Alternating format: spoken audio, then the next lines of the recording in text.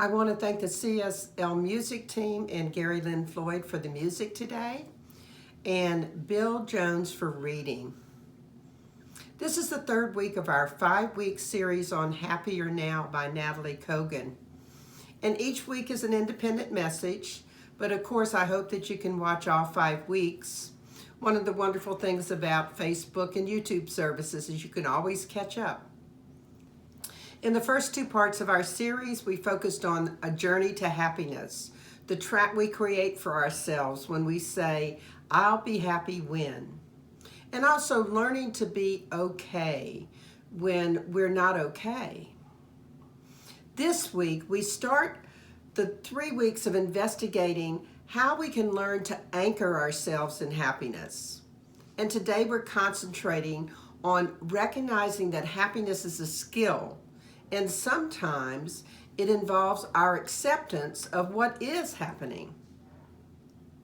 Imagine what would happen if you learned to create your life with fewer shoulds and a lot more of being happy. That's exactly what we're discussing today. But first, your question for the week. What is the one choice that you can make today to recognize that happiness is a skill, to engage a happier now ally, and to accept what is happening, so as to be happier now? One more time. What's the one choice that you can make today to recognize happiness is a skill, to engage a happier now ally, and to accept what is happening, so as to be happier now? Recently, I heard a friend say, present moment, precious moment. Imagine if we accepted that each present moment was indeed a precious moment. Precious if for no other reason than we can never get it back. So we might as well choose to make the best of it. I began to wonder what life would be like if I truly adopted that philosophy in all circumstances. So I tried it this past week. More about that later. All too often, the external world comes along and bursts my bubble. I have a bubble of contentment, of peace, or of joy, and all of a sudden it's gone. Why? Because I allowed it. Believe it or not, happiness is a skill we can cultivate. And cultivating happiness and joy requires that we practice being happy in circumstances where we might otherwise not be happy. Think about the last time someone cut you off in traffic or did something that you considered rude, and you allowed that action to seep into your happiness or your peace or your contentment at the moment, to bring you to a place of judging or being angry. We often don't realize in each present moment we have the choice to be happy or not, to be aggravated or accepting. When we allow aggravation to seep into our being, it robs us of the present moment of happiness that we might choose. About 10 years ago, I adopted a new response to being cut off in traffic, which gratefully, I say I practice about 95% of the time. Now when someone cuts me off, I send them a blessing, and I wish them well on their travels and know in their rushed life that they might be able to slow down a bit, enjoy more of life, and smell a few roses along the way. It's interesting how this one shift in my responses helped me to stay far more content when I was in my car, especially when I was commuting and there was a lot of cutting off happening.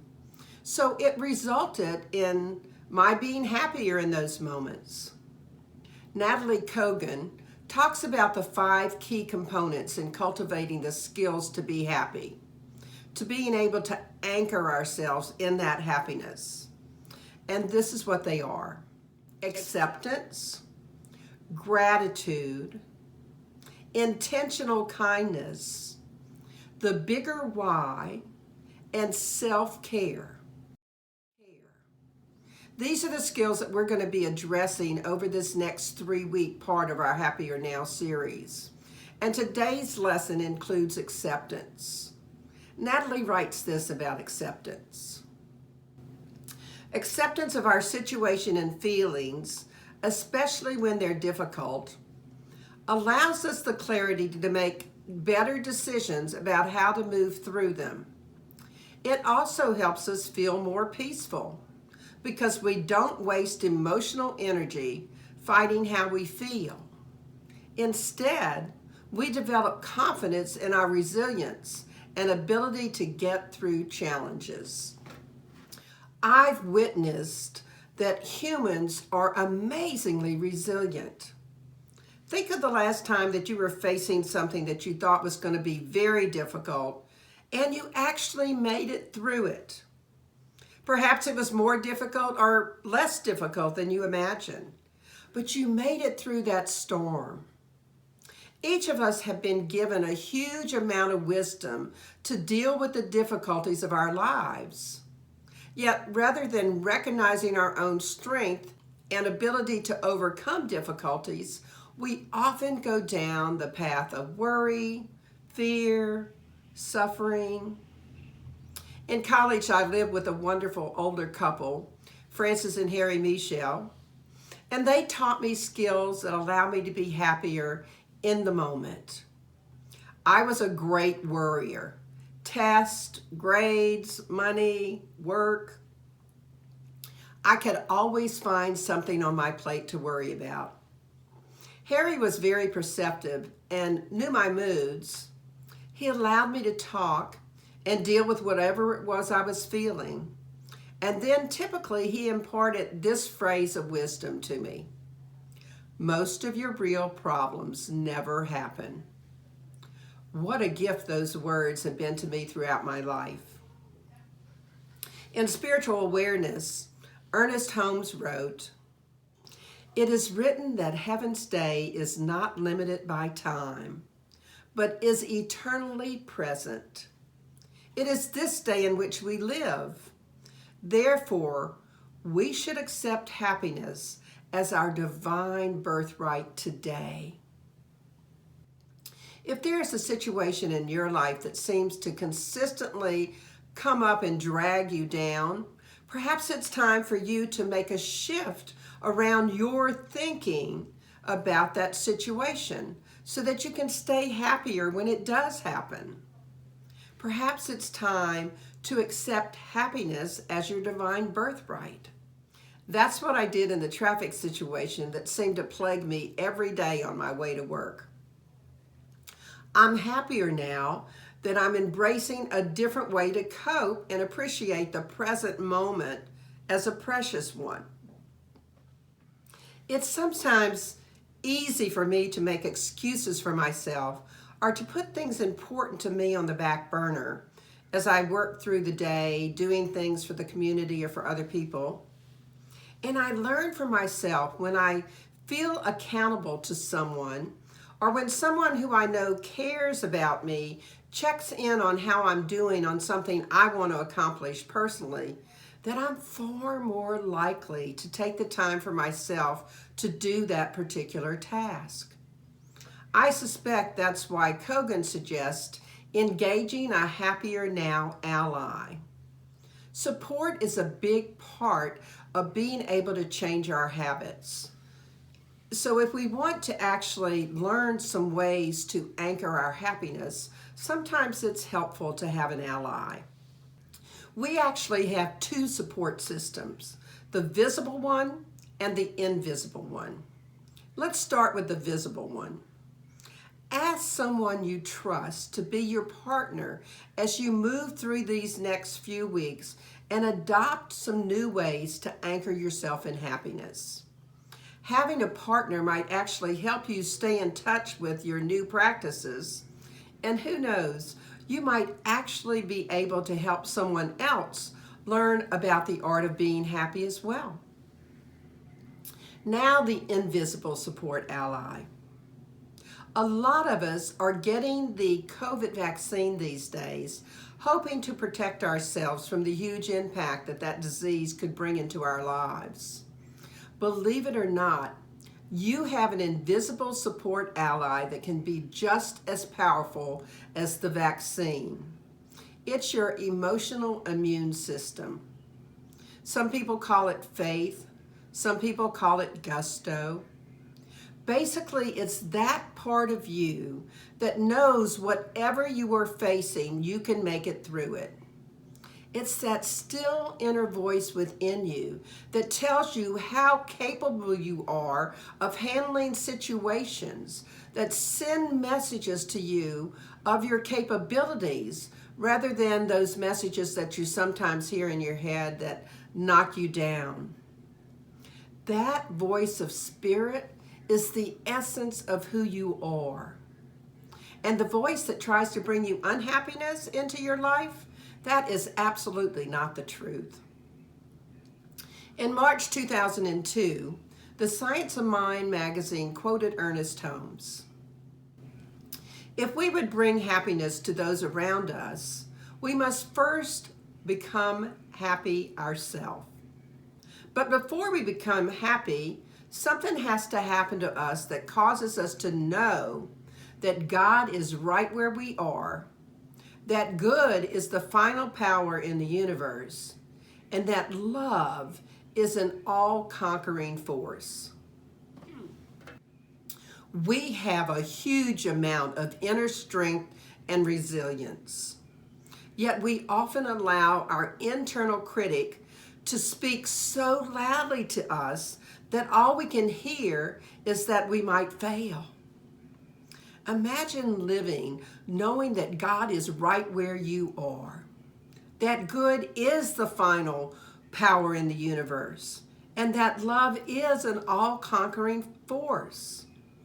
Might that change your ability to look back on all the challenges you have overcome in your life and use that resilience memory to move forward through whatever you're going through today, whatever difficulties you're currently facing? In January 2001, another quote from Ernest in the Science of Mind magazine is this: when we establish within our thought a non-resistance to that power which is greater than we are at the same time accepting within ourselves a stability that is the stability of the universe. We find ourselves secure, for we know that we are part of that which causes change, but is never affected by any of the changes. We find ourselves a stability that is the stability of the universe. Think about that stability that keeps all the stars in place, all the planets where they belong, everything rotating at exactly the perfect speed. I know that I want to establish that non-resistance to the power that's greater than I am. And further, I want to establish a true partnership with that power. Imagine truly embracing that power that each of us can tap into. There is a study by Harvard professor David Gilbert that is part of his book, Stumbling on Happiness, in which he talks about our psychological immune system. Essentially, the study shows that when we allow ourselves to experience and process the difficult emotions we feel, we get through them faster and come out stronger. In fact, each time we do this, we increase our ability to do it again. It's a lot like building emotional antibodies to help fight against difficult situations. We build our resistance to allowing difficult situations to bring us to that feeling of unhappiness. More accurately, we build our confidence to get through those times when life doesn't feel okay, and to get through those times knowing that we can be happy. You heard in the reading today that Natalie Kogan made this observation.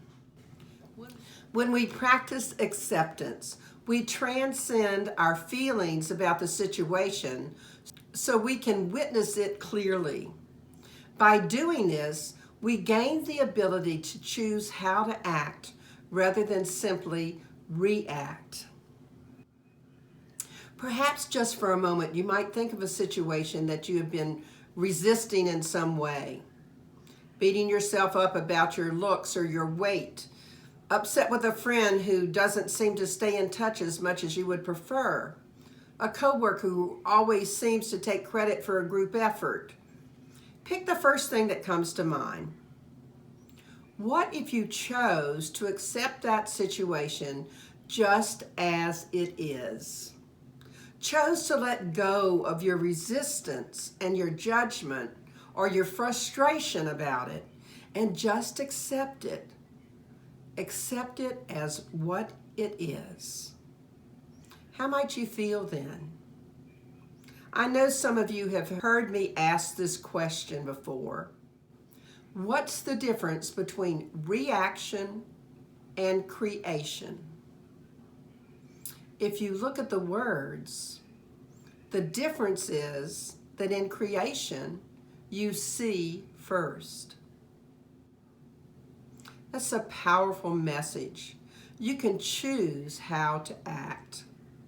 For us to be happier now, we must choose to adopt a personality that embraces creation rather than reaction.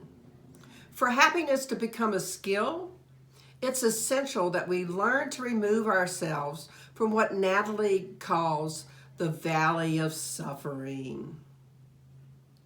When we live in that valley of suffering, we are reacting to events that are happening around us and allowing those events to create suffering for us.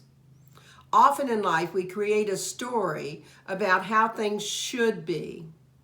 My job should be interesting. My job should pay me more. My partner should be more loving. My partner should be more accepting. My life should be easier. I'm on vacation. The weather should be better. All the shoulds create the I'll be happy when syndrome that we discussed the very first week of the series. When things do not happen the way we think they should happen, it's easy to fall into reacting to our disappointment, and we send ourselves packing to that valley of suffering. Sometimes we create the should conditions that define our happiness in such a narrow way that it's really impossible for us to be consistently happy.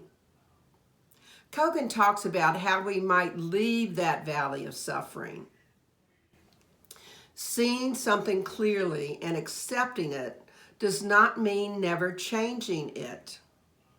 I am not asking you to like the situation, but to witness it without getting lost in your feelings about it. How do you think your life might be happier if you started being a witness to how your shoulds impact your happiness? In yoga, there's this term, samskara. It comes from two Sanskrit words, sam meaning same, complete, joined together, and kara meaning action, cause, or doing. According to yoga philosophy, not only do we form habits throughout our life, we're born with certain karmic conditioning that influences our mental and emotional habits. Those things are what they call the samskaras. And in Indian philosophy, a samskara is a mental impression, recollections, and psychological imprints. These samskaras can be positive or negative, and they explain how and why human beings remember things and the effect that memories have on people's suffering, on their happiness, on their contentment, on their peace. Here's the interesting part for me. According to these philosophers, every action, intent, or preparation by an individual leaves a samskara imprint in the deeper structure of our mind. These behavioral traits perfect with practice over time through conscious shaping of one's inner self, one's desires, and one's sense of moral responsibility. So just for a second, create a vision for yourself of little ruts in the sand. And as you continue to rake a pole through those same ruts, the ruts get deeper and deeper.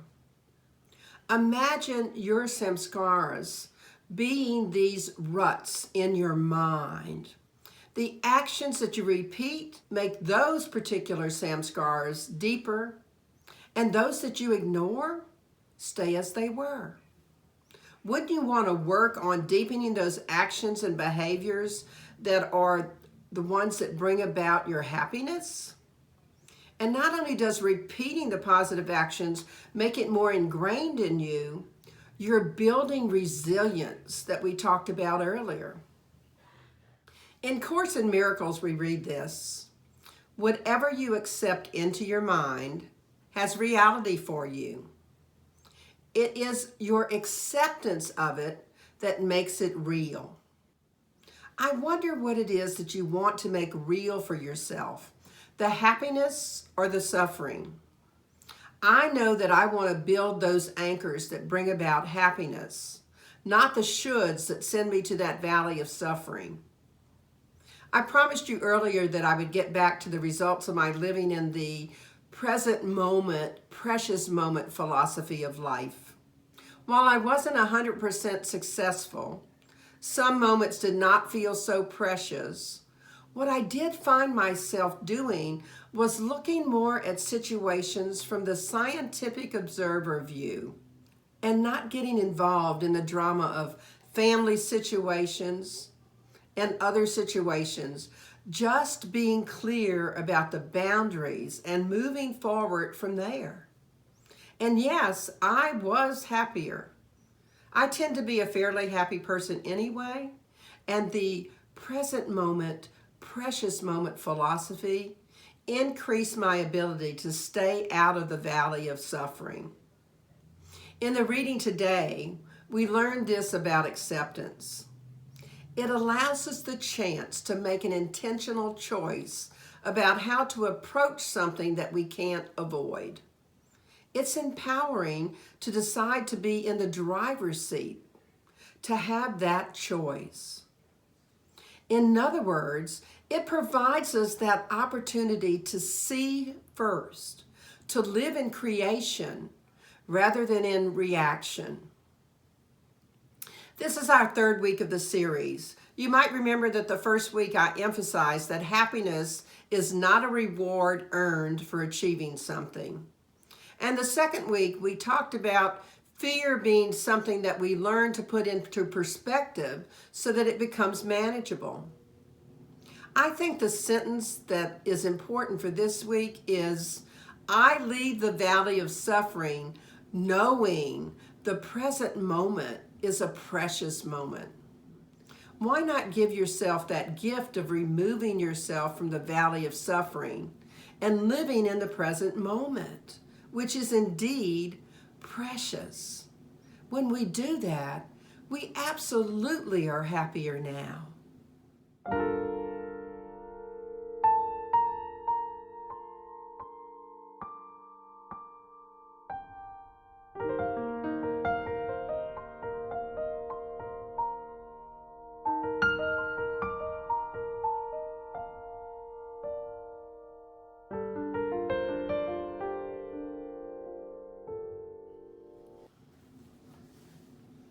So in summary, decide this week to develop for yourself some anchors for happiness. Recognize that happiness is a skill. Know that you are incredibly resilient and accept happiness as your divine birthright. Engage a happier now ally, both the visible one, some partner that can help you remember and be held accountable for those things that you want to anchor, and the invisible one, where we engage in being a partner with that power of the universe that allows us to have the stability of the universe. And finally, accept what is happening is happening. Learn to be more of a witness in your life. Give up the should stories and learn to create rather than react in situations. So here's your affirmation for the week. How is it I so easily and willingly make the choice today to recognize happiness is a skill, to engage a happier now ally, and to accept what is happening so as to be happier now. I want to challenge you this week to create at least one happiness anchor. Choose one thing that seems to annoy you all the time and create a way that you can anchor it in happiness so that it doesn't steal your happiness and send you to that valley of suffering. Determine a new way to respond to it. Give yourself the gift of being happier now. Let's pray.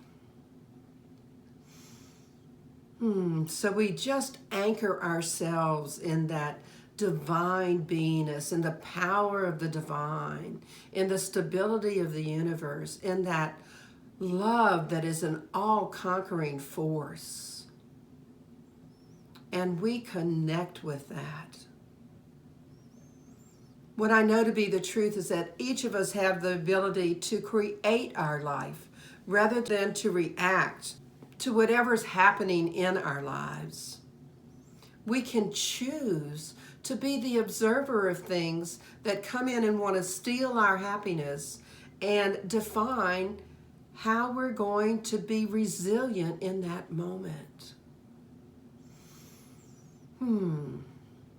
So I am so grateful. I am grateful that I absolutely know in every present moment, in every precious moment, that the divine without is the divine within me. That the God without is the God within you. And that each of us is living with all of the skills we need to overcome anything that shows up in our lives. So I just release all of this into the law of mind, spirit, and action, knowing the truth that God has already answered because we have asked, and it is given. So I can just let it be. I say amen, and together we affirm it. And so it is.